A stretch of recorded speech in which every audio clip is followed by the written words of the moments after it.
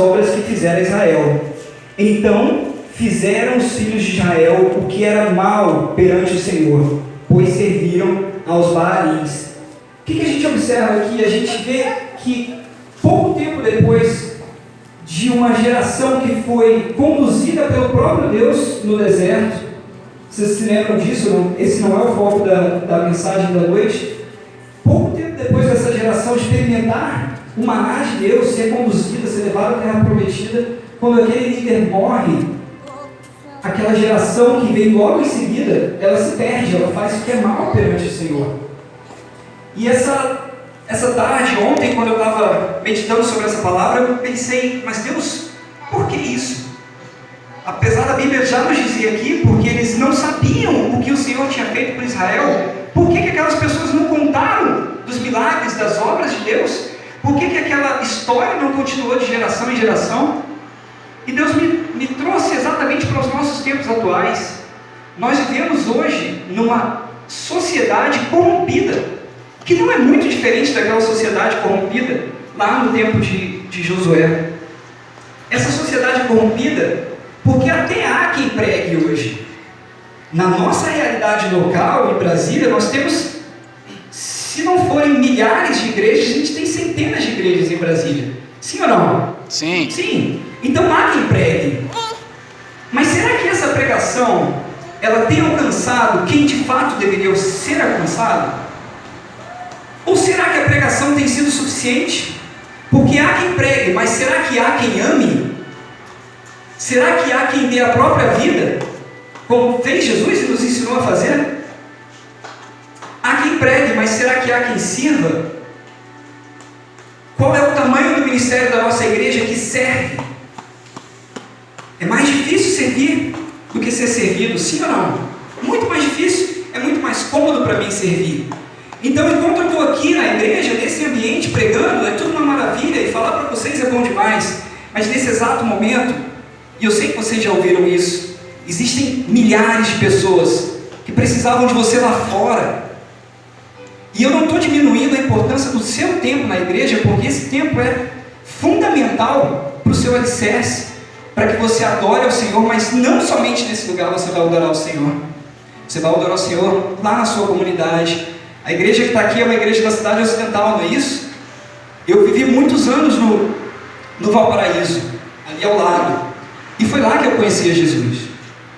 E eu conhecia Jesus não por uma pregação. Eu não conhecia Jesus por uma pessoa que chegou para mim e falou, olha, sabe, tem uma pessoa que morreu por você na cruz e quer perdoar os seus pecados. Tudo isso é uma verdade absoluta. Mas eu já sabia dessa história. Meu pai já tinha me falado isso dezenas de vezes e eu falava, não vem com essa não. Quando eu for velho eu vou me converter e se no último instante eu aceitar Jesus eu estou salvo, não é assim? Então deixa eu aproveitar a minha vida. Então uma pessoa chegou para mim e falou, Celso, eu queria te convidar para ir a um show. E eu falei, vamos embora. Pensei, deve ser um axé, alguma coisa. Na época eram as coisas que me moviam, que eu gostava. E eu estava em São Paulo nesse dia, e ele falou, olha, tem um show pra gente hoje à noite, vamos comigo? Eu falei, onde vai ser? Ele falou, vai ser lá perto da Avenida Paulista. Isso foi mais ou menos em 2001. Estou ficando velho, né? Mas eu era novo nessa época, então não estou tão velho assim. E eu fui com ele sem saber que era um evento cristão. Quando eu cheguei e vi algumas pessoas segurando Bíblia, eu falei, cara, você me trouxe para a igreja? Ele falou, não é igreja. Um show mais ou menos no meio da rua. E quem estava tocando lá nessa noite era uma banda chamada Apocalipse 16. Não sei se vocês já ouviram falar do pregador Lu. E aquela pregação dele foi completamente diferente de tudo que eu tinha ouvido, que Jesus tinha morrido por mim na cruz. Na verdade foi uma confrontação. E quando eu saí dali eu falei, rapaz, é algo diferente do que eu vi. E aí quando voltei para casa, nós morávamos no Valparaíso, mas estávamos fazendo um curso em São Paulo, eu e ele. Aí sim ele me convidou para ir à igreja, eu relutei por muito tempo, até o dia que ele foi à minha casa com a esposa dele. E falou, Celso, eu não vou mais te convidar à igreja, eu vim aqui para saber como é que você está, vim para orar com você. Levou um violão começou a tocar um hino e eu, sem saber o que fazer, e ali o Senhor começou a trabalhar na minha vida, e eu falei, cara, tem alguém que de fato se importa por mim.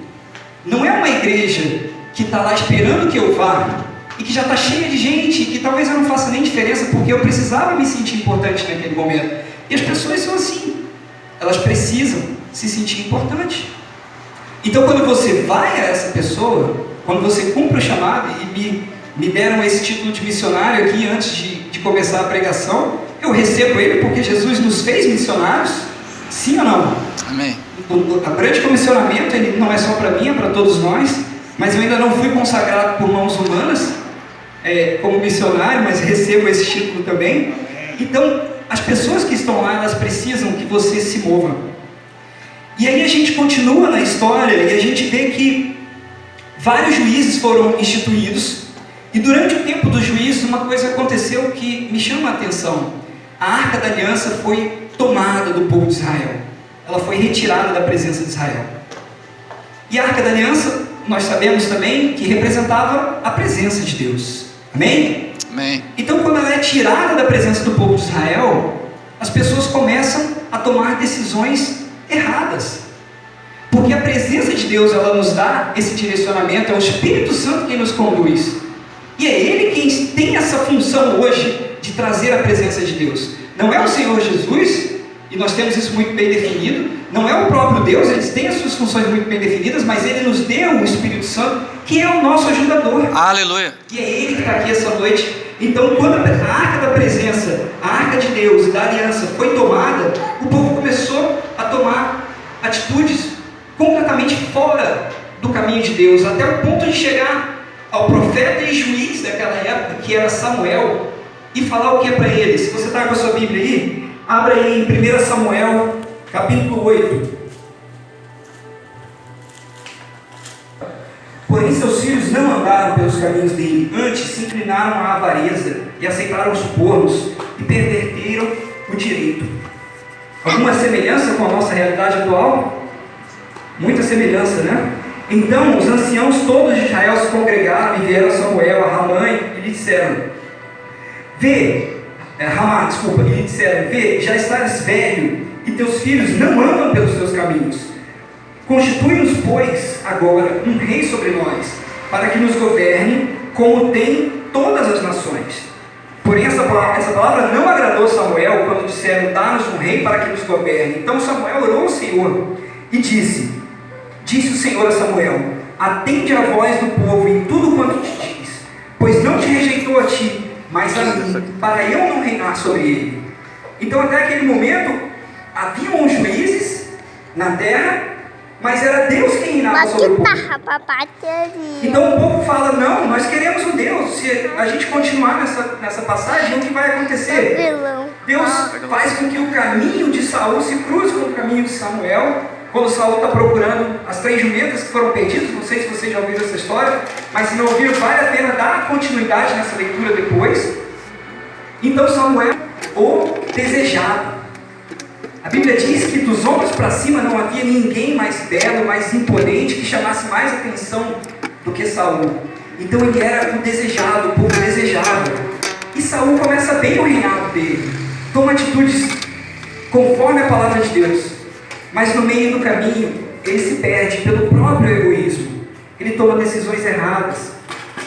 Quando ele deveria sacrificar todos os animais de uma batalha, tudo que ele encontrou lá contra os Abimeleques, ele não o faz. E quando ele não deveria sacrificar, deveria guardar por Samuel, ele fala: não, acho que Samuel não vem mais depois de 7 dias, traz esse animal aqui que eu vou sacrificar. São atitudes, são decisões pervertidas, porque não havia mais naquele momento uma direção de Deus sobre a vida de Saul, havia a direção dele próprio. E a gente vai chegar no profeta Elias e entender a importância de nós andarmos conforme o que o Senhor tem nos chamado. Então Saul quebra princípios e acaba sendo destituído do seu trono, e eu estou avançando isso, mas muitas coisas aconteceram nesse meio tempo. E aí vem um outro rei. Quem é o rei que vem após Saul? Davi reina no lugar de Saul.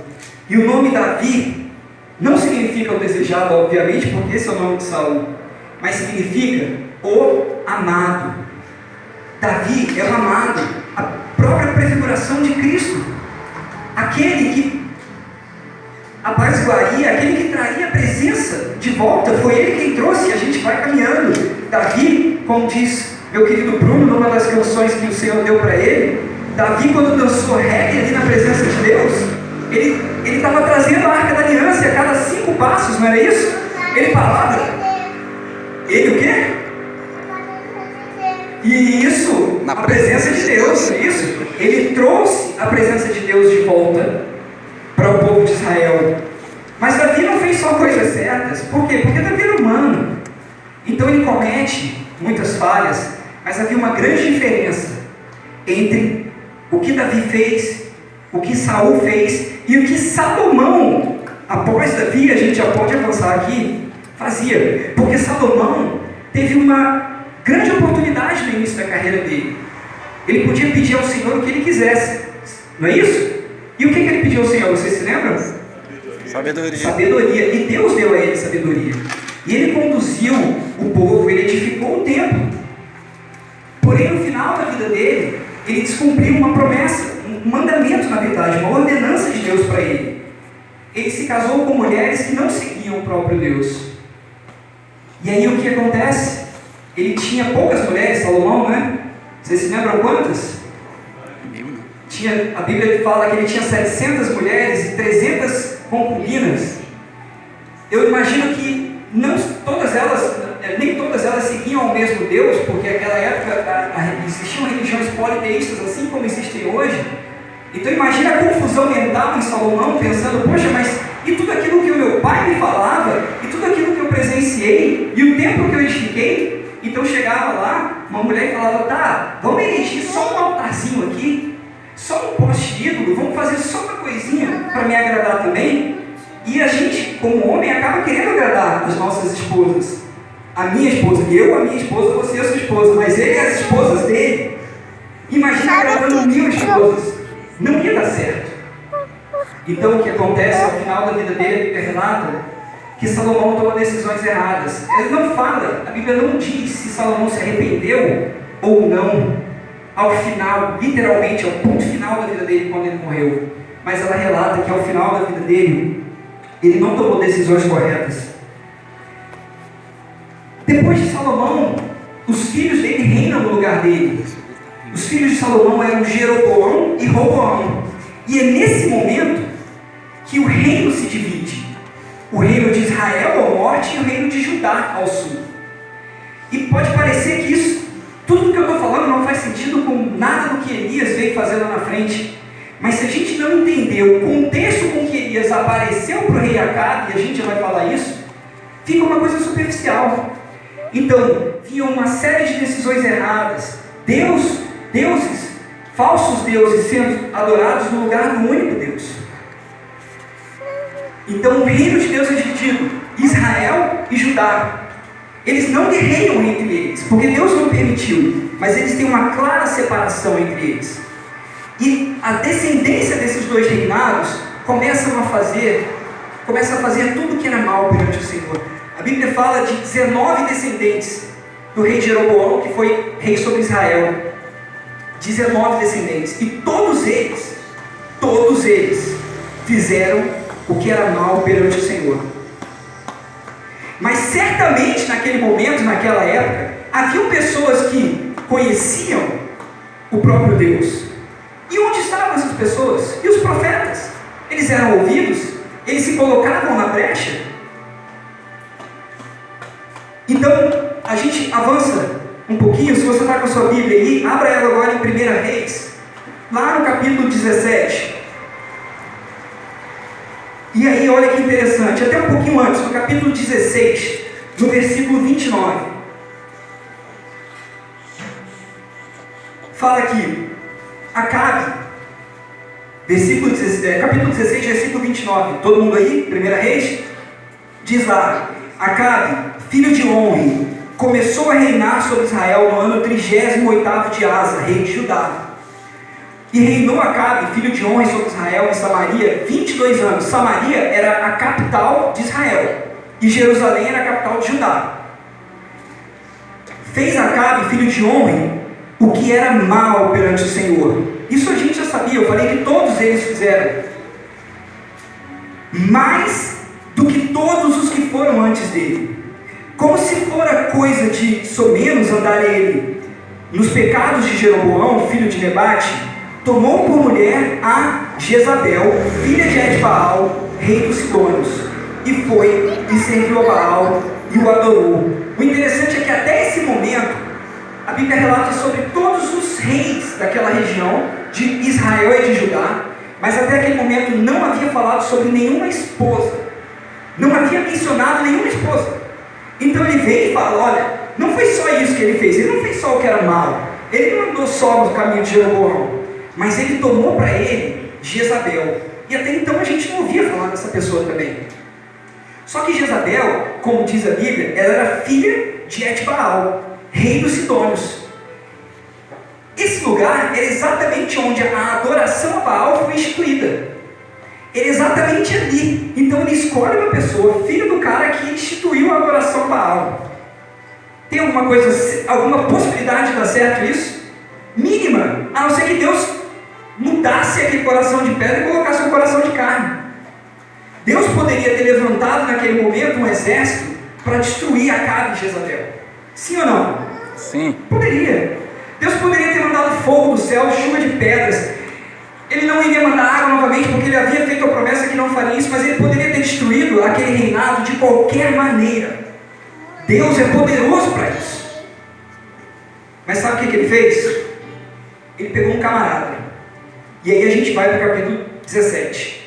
E ele faz assim: então Elias.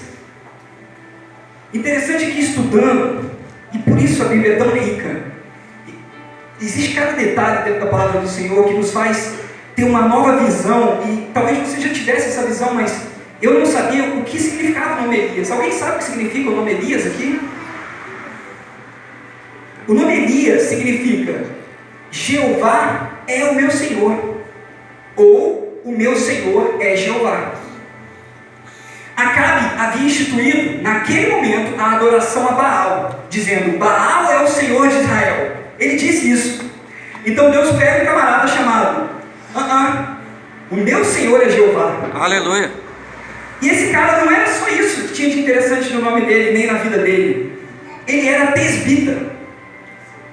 Até então a Bíblia não relata muito sobre essa cidade, ou muito pouco, e os historiadores também não sabem muito sobre ela, mas Tesbita era uma cidade muito pequena, de onde provavelmente não se sairia nada de bom. Vocês lembram do que se falaram de Jesus? Haverá, pois, como sair alguma coisa boa de lá? Então chega um camarada, provavelmente de um lugar que ninguém conhecia, com um nome desafiador, e a Bíblia não faz nenhuma introdução antes. Não diz que Elias pediu para falar com ele, não diz que foi levado, simplesmente diz que Elias chegou a Acabe e disse: tão certo como vive o meu Senhor, Deus de Israel, perante cuja face estou, nem orvalho, nem chuva haverá nesses anos, segundo a minha palavra. Amém? Amém. De repente Elias está na presença de Deus.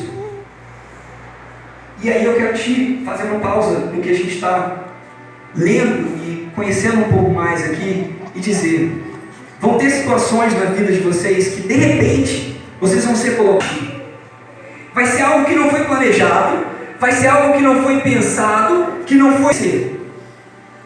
E aí fica a pergunta: o que você tem para oferecer? O que Elias tinha para oferecer? Se Elias não tivesse perante a face de Deus, porque ele diz isso, o que ele teria oferecido para Acabe? Que tipo de profecia, que tipo de palavra teria sido dada? E quando você estiver nessa situação, o que você vai oferecer? Quando a situação for, não há como fugir, eu não posso sair por aqui nem sair por ali, eu tenho que sair por essa porta, e ali tem algo que vai me confrontar. Como eu vou reagir? De que forma Elias reagiu? Ele trouxe a palavra do Senhor, e ele fala: não vai haver chuva nesses dias, nem orvalho. Aquela região era uma região de deserto, de clima desértico.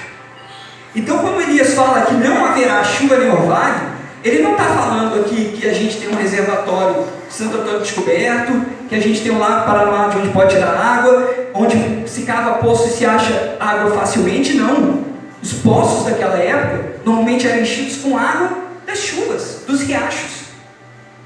Então o que ele está falando para Acabe é, primeiro, ei, o Senhor, meu Senhor é Jeová, ou Jeová é o meu Senhor. Não é você, Acabe, que está reinando aqui. Quem reina aqui é Jeová. E para te provar isso, Acabe, não vai ter chuva nem orvalho. O teu reino vai morrer. Não vai ter gente, porque sem chuva, sem orvalho, os animais morrem. Vocês já viram aquelas imagens da seca lá no Nordeste? Aquela seca brava, animais morrendo de sede. Ou na África, infelizmente, aquelas crianças morrendo de sede. Era isso que ele estava falando, olha, seus animais vão morrer, não vai haver colheita, portanto não tem comida. Se não tem comida, vocês, homens, vão morrer. E aí, continuando no versículo 2, diz: veio-lhe a palavra do Senhor para Elias, dizendo: retira-te daqui, vai para o lado oriental, e esconde-te junto à torrente de Querite, fronteira do Jordão. Beberás da torrente, e ordenei aos corvos que ali mesmo te sustentem. Foi, pois, e fez segundo a palavra do Senhor. Retirou-se e habitou junto à torrente de Querite, fronteira do Jordão. Os corvos lhe traziam pela manhã pão e carne, como também pão e carne ao anoitecer, e bebia da torrente. Mas passados os dias, a torrente secou, porque não chovia sobre a terra. Já imaginou isso? Já imaginou você confrontado numa situação?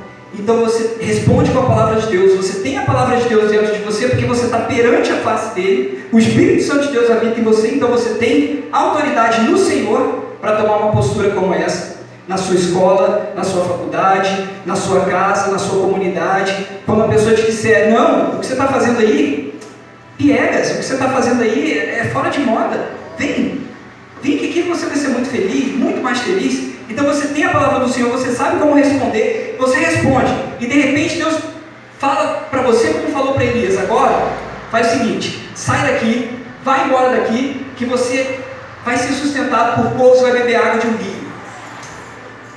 Tem um lago lá na entrada da cidade ocidental, não tem? Eu lembro desse lago. Já imaginou o Senhor falando para você, ó, agora você vai, aquele lago não, porque ele está cheio de gente, né? E Elias foi para um lugar muito distante, onde não haviam pessoas. Mas imagina Deus falando para você, meu querido, vai para aquele lugar e lá eu vou te sustentar. Você iria? Será que eu iria? Será que algum de nós iríamos? A dependência de Deus é algo que Ele quer mostrar para Elias aqui.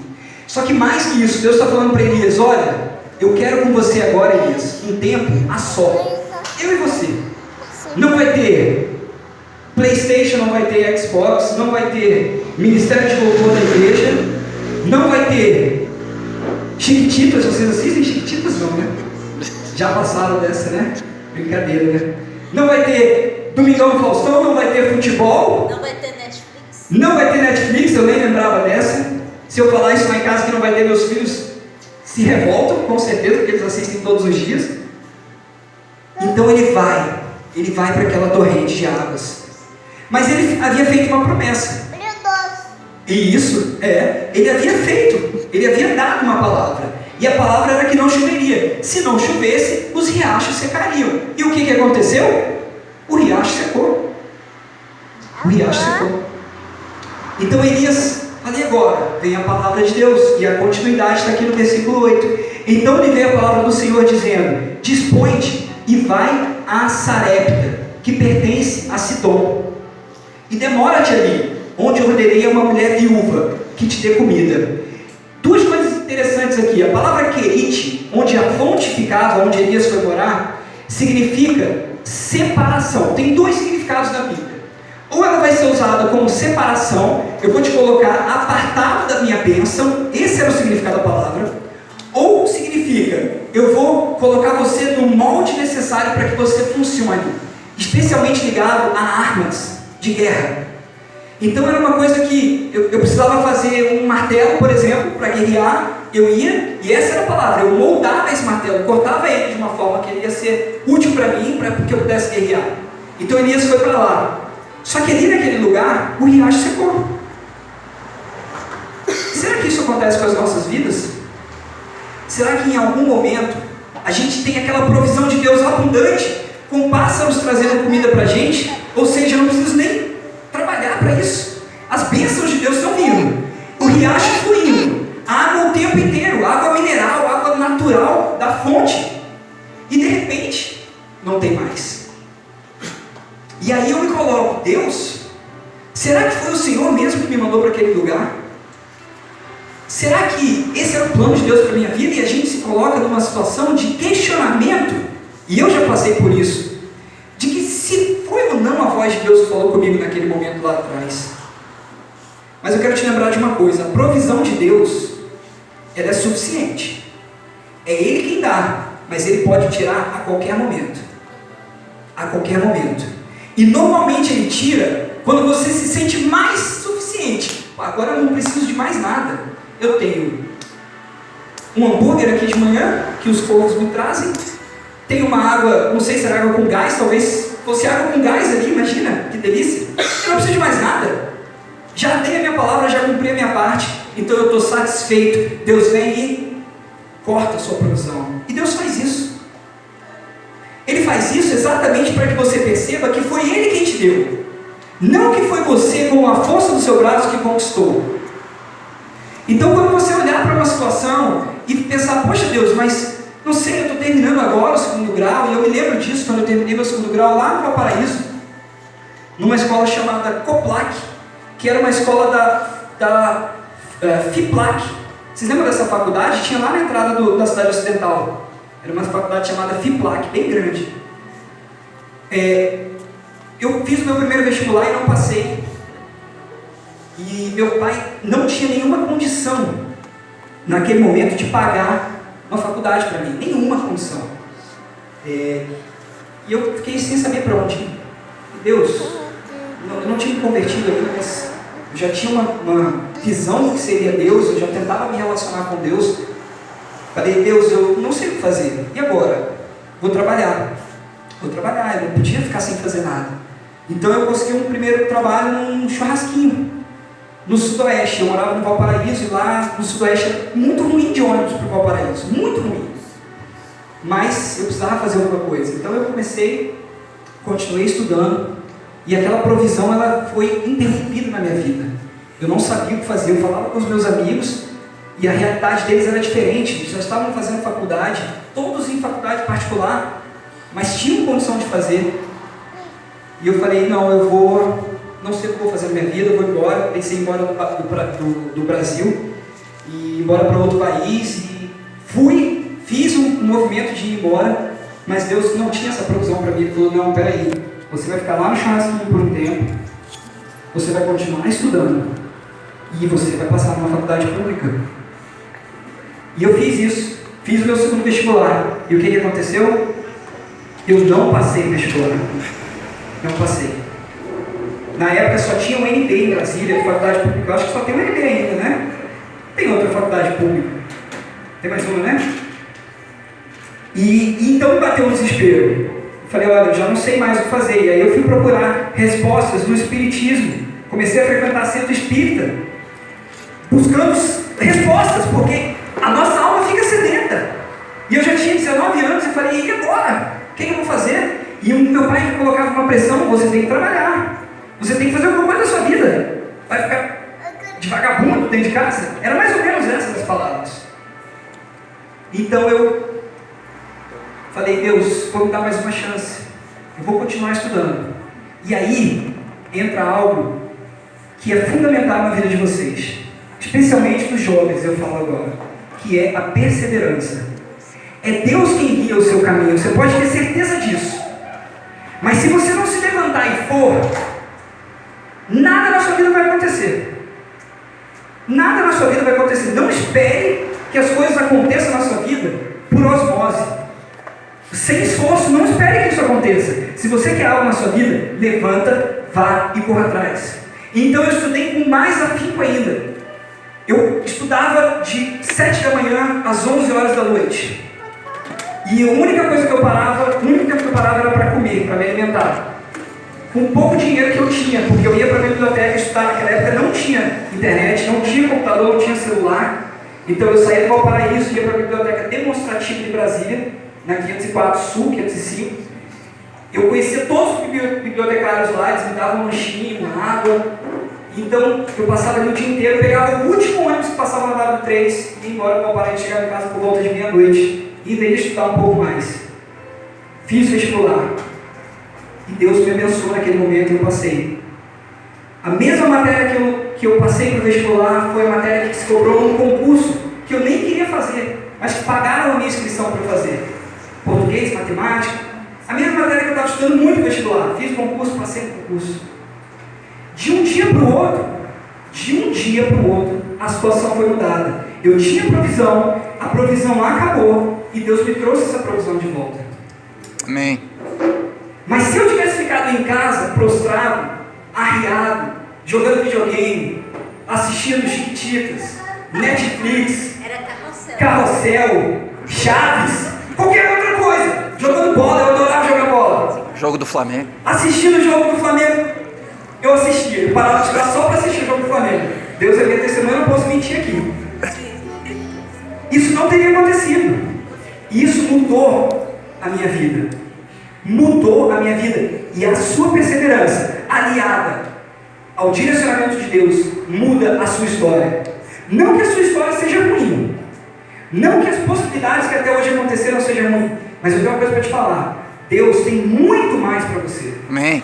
Muito mais. Não se trata de um concurso, de uma faculdade. Eu não estou falando disso. Eu estou falando de algo muito maior do que isso. Amém. Quando você se dispuser, e se você já fizer isso, amém, glória a Deus, mas quando você se dispuser como Elias, e se colocar na brecha, e levantar, e obedecer a voz de Deus, e for experimentar a provisão, mesmo que ela seja cortada, aguardar com que Deus faça isso, se colocar em pé novamente, seguir para Sarepta. Sabe o que significava a palavra Sarepta?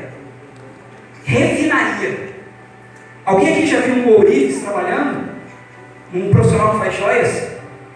Normalmente ele queima o ouro com um calor altíssimo. Para que isso? Para retirar as impurezas do ouro. É naquele calor que as impurezas são queimadas e o ouro permanece, aquilo que é de valor permanece. Então Elias vai para Sarepta, ele é refinado, ele é queimado, ele é sustentado por uma viúva. O que para um homem profeta naquela época era algo humilhante, pode ter certeza. Então ele vai para ali. E ali Deus fala com ele. Ele é confrontado lá de novo. O filho daquela mulher morre. Vocês lembram dessa história? Ele é sustentado, ele come da comida daquela mulher, do azeite, da farinha. Logo em seguida o filho morre e a mulher fala, mas, cara, para que você veio aqui? O que você veio fazer aqui? Você veio matar meu filho? Era para você não tivesse vindo. Ele fala, não, peraí, traz seu filho aqui, vamos lá, vou subir com ele.